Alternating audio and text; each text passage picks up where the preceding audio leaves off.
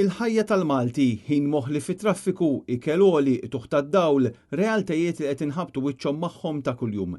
Hija din l-analiżi li saret f'artiklu li ġie ppubblikat il-ħadd fil-Gazzetta It-Torċa fejn il-ġurnal tal-General Workers Union jispiċċa jgħid li wasal iż-żmien li l-Malti sabbat saqajh.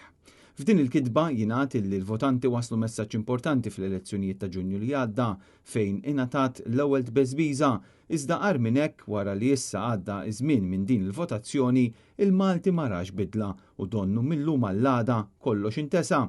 Tibdil ma kienx hemm u t-tibdil li kien hemm kien wieħed superfiċjali sostna l-artikolista tat-Torċa. Il-ġurnal tal-General Workers Union ikompli esponi kif sar eżerċizzju ta' musical chairs fost is-CEOs tal-Gvern b'nies li diġà kienu hemm qabel l-elezzjoni tal-MEPs dan ifisser li nżammet l-istess attitudni u mentalità. L-artikolista jagħmel referenza għal min qed imexxi bħala mitluf u bla direzzjoni. Jgħid ukoll li pajjiżna qed jitlef l-eruq tiegħu.